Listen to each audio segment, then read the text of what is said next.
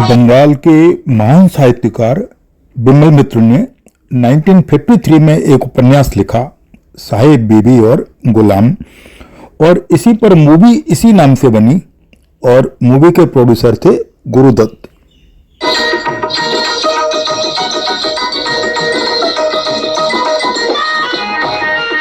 लेकिन मूवी का डायरेक्शन गुरुदत्त जी ने नहीं किया, इसका डायरेक्शन किया था गुरुदत्त के पटकथा लेखक अबरार अलवी ने, जो बड़े विश्वस्त सहायक थे।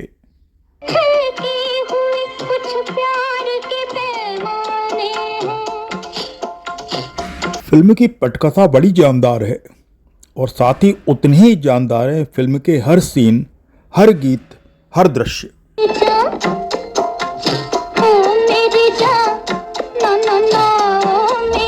फिल्म के नायक हैं गुरुदत्त, जिनका नाम है भूतनाथ चक्रवर्ती। तो काम की तलाश में कलकत्ता आते हैं। उनके जीजाजी रहते हैं एक जमींदार के परिवार में, तो उनके पास आते हैं और हवेली में रहने लगते हैं।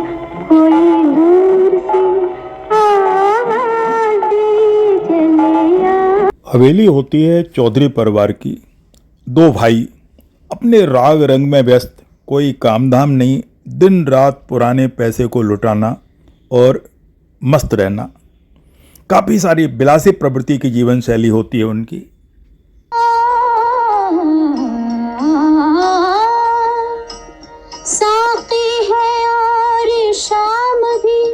भूतनाथ को अपने जीजाजी की मदद से एक सिंदूर बनाने वाले कारखाने में नौकरी मिल जाती है। मोहिनी सिंदूर कंपनी, जिसे ब्रह्म समाज को मानने वाले एक भले आदमी चलाते हैं। नाम है उनका सुविनय बाबू। उनकी एक बेटी भी है जिसका रोल वहीदा रहमान ने किया है, और उन बेटी का नाम है जवा, जो बड़ी मस्त तबीयत की चंचल सी युवती होती हैं।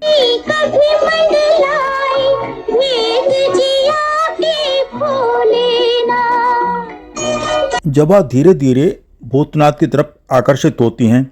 इधर भूतनाथ बड़ा सीधा साधा युवक होता है और हवेली में रहता है, तो हवेली के तरह तरह की विलासी प्रवृत्तियों के व्यक्तियों को देखता है। और एक दिन उसे पता चलता है हवेली में रहने वाली छोटी बहू, जिनका रोल मीना कुमारी ने प्ले किया था।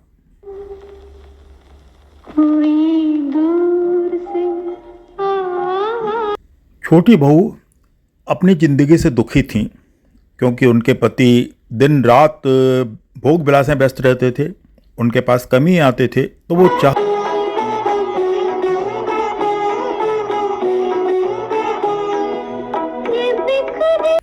छोटी बहू भूतनाथ को अपने कमरे में बुलाती हैं और कहती हैं कि उन्हें सिंदूर की डिबिया ला के दे।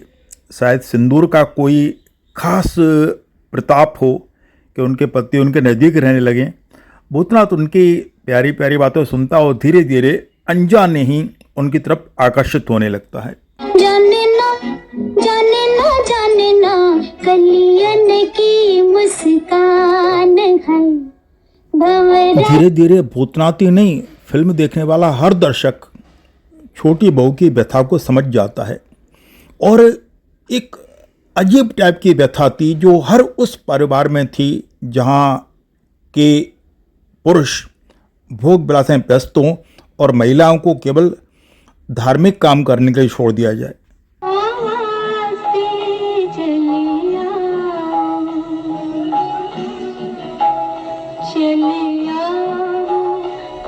छोटी बहू अपने पति को नज़दीक रखने के लिए हर संभव प्रयास करती हैं।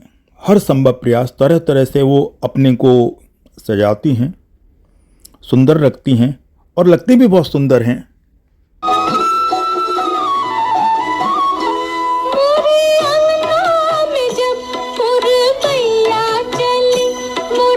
एक दिन छोटी बहू के पति कहते हैं कि क्या वो उनके साथ शराब पी सकती हैं, तो छोटी बहू इस बात को भी स्वीकार करती हैं और वो अपने पति के साथ शराब सिर्फ इसलिए पीती हैं कि कुछ देर तक उन्हें अपने पति का साथ मिल सके।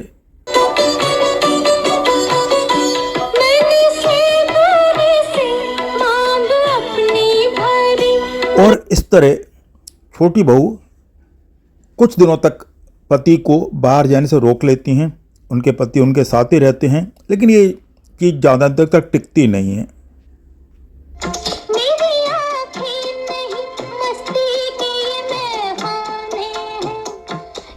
उधर मोहिनी सिंदूर के मालिक सुविनय बाबू की खराब स्वास्थ्य के कारण मृत्यु हो जाती है और जवा भूतनाथ की तरफ आकर्षित होती है।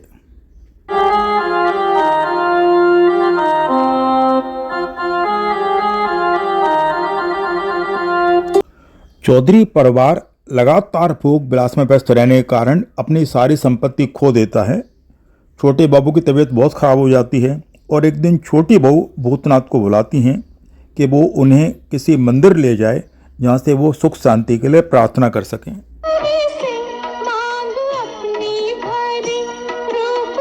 अब जब भूतनाथ छोटे बहू को लेकर मंदिर ले जा रहा होता है तो रास्ते में उनके गाड़ी पर आक्रमण होता है और भूतनाथ बेहोश हो जाता है।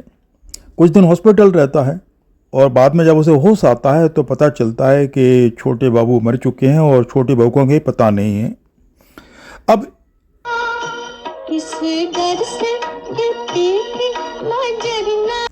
कालांतर में भूतनाथ की शादी जवाब से हो जाती है और बरसों पश्चात भूतनाथ को उसी हवेली जिसमें वो रहा था उसको ढाने का काम मिलता है और उसी प्रक्रिया में उसे छोटे बहू का कंकाल मिलता है। उसे वो श्रद्धांजलि दे देता है और यहाँ फिल्म समाप्त हो जाती है।